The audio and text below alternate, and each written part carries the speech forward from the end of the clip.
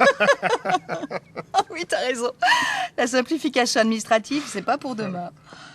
Ah, pourtant, dans mon business, j'en aurais bien besoin. Et dans le mien aussi.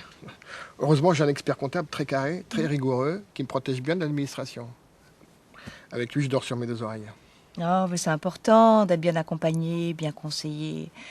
Je crois pas te l'avoir dit, mais j'en ai changé il y a 2 ans maintenant. Et j'ai très bien fait. Tu paies moins cher? En fait, non. Par contre, ce qu'il fait pour moi et pour ma boîte est beaucoup plus intéressant. Plus de valeur. Le mien aussi est formidable. Il me signale tous les problèmes et il m'en fait découvrir même de nouveaux. Le mien, il me propose plutôt des solutions. Et tu devrais pas prendre ça à la légère. C'est important d'avoir confiance. Tiens, l'année dernière, par exemple, il s'est donné un mal de chien pour remettre la main sur quelques pièces comptables qui manquaient.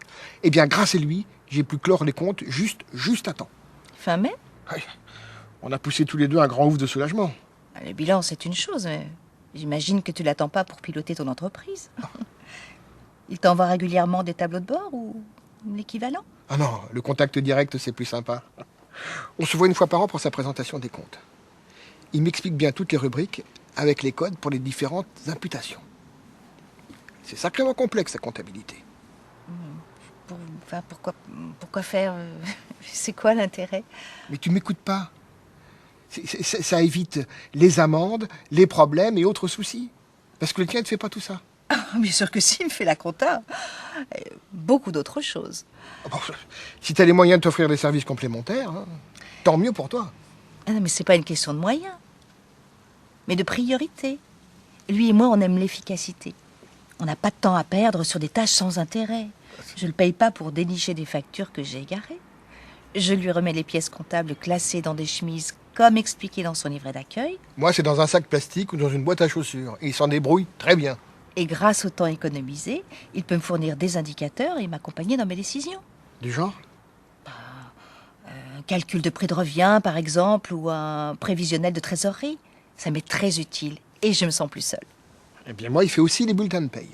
Évidemment que le mien aussi s'occupe de la paye. Mais là encore, on a gagné du temps, grâce à ces méthodes d'organisation.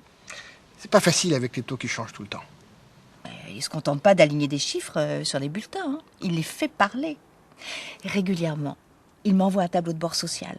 On en profite pour faire un point de gestion, de stratégie. Il m'écoute. Il me pose les bonnes questions. Il m'aide à avancer. Et je parie qu'il te fait des propositions commerciales. Bien sûr.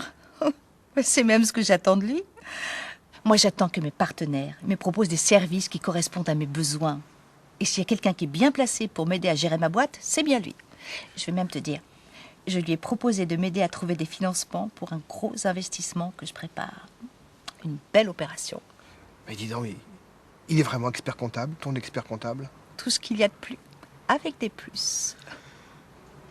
Mais il serait de bons conseils? Enfin, pour moi, je veux dire. Tu verrais un inconvénient à ce que je le rencontre? Tu n'as pas peur de faire de la peine au tien? Oh, il en fait tellement pour toi. Il gère super bien le légal, comme il dit. Tu le présenteras alors? Ah bon? Je plaisante.